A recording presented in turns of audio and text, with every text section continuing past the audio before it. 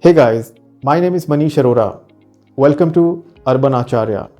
Today I'm going to talk about a very important topic. 3 mistakes that we all make in our CVs and how to avoid them. Your CV is the first connect with the outside world, and it creates your first impression among the recruiters and the hiring manager. Unless your story is written in an engaging way, it will not fly off, it will not register. What you have to understand is that every recruiter, every hiring manager have to go through multiple CVs on a daily basis.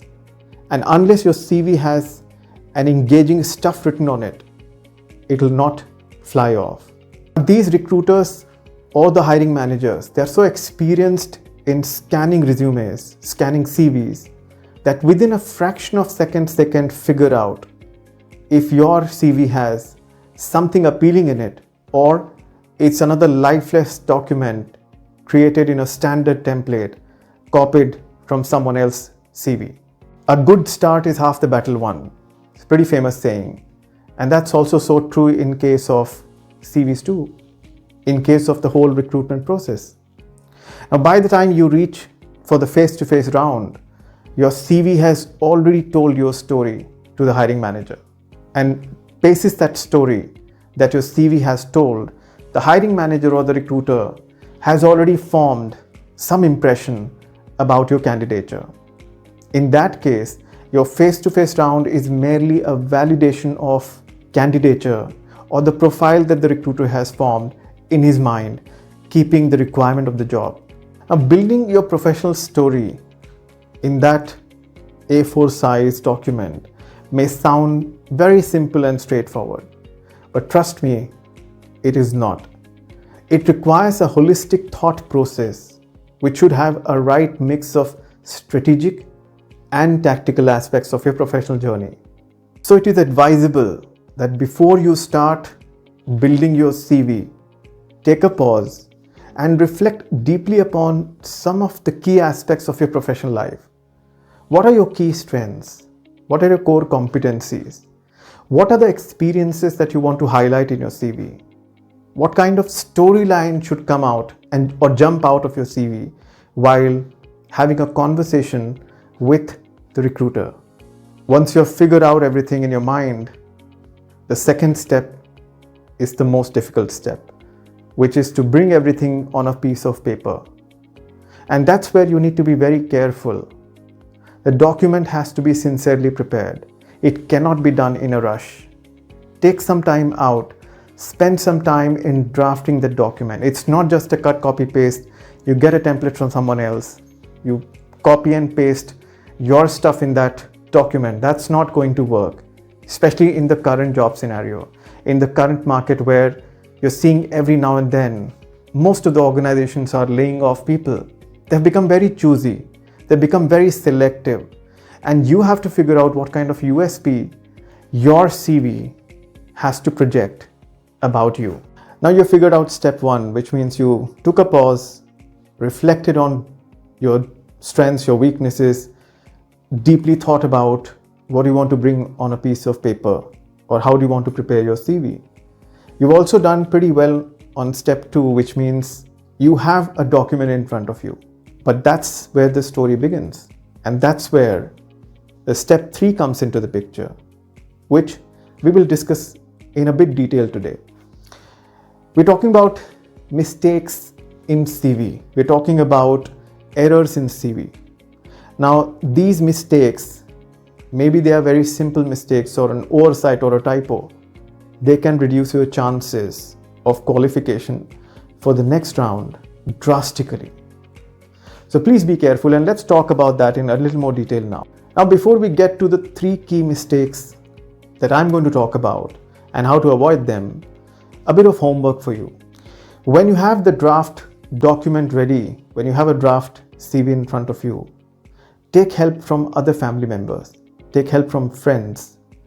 Give them the document and ask them to go through line by line, word by word, to ensure that there are no mistakes in it.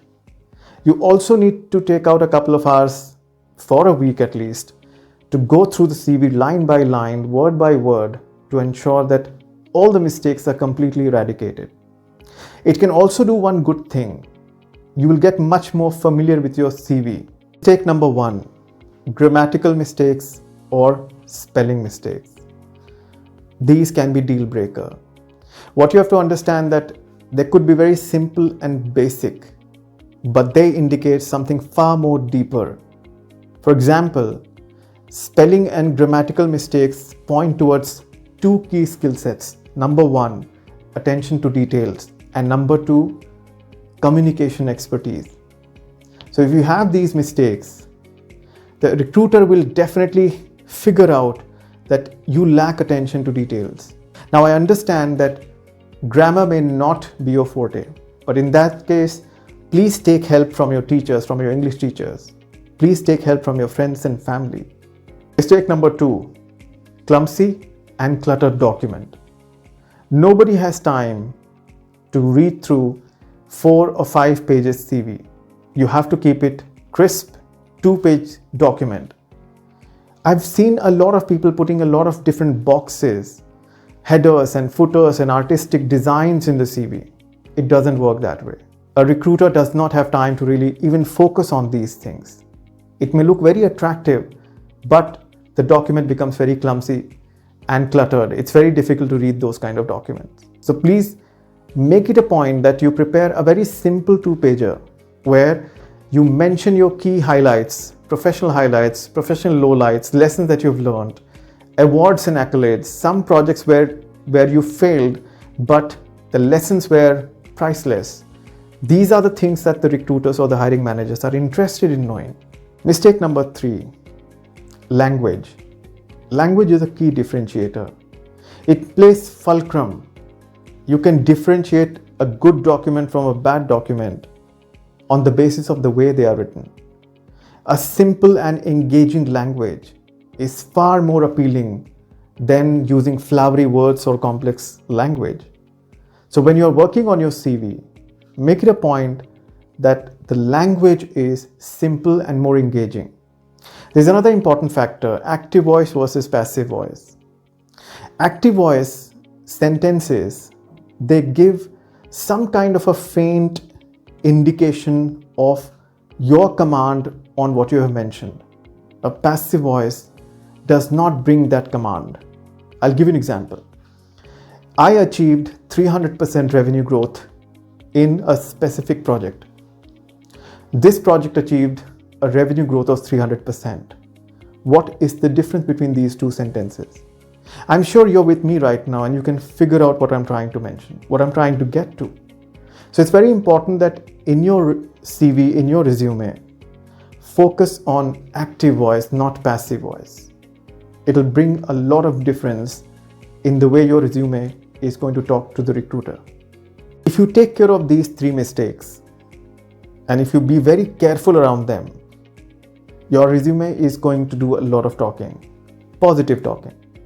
And if you feel that you're not well equipped to deal with these 3 areas, I strongly recommend you take professional help. At a very nominal price, a lot of organizations offer professional help in CV building, and that can be your starting point.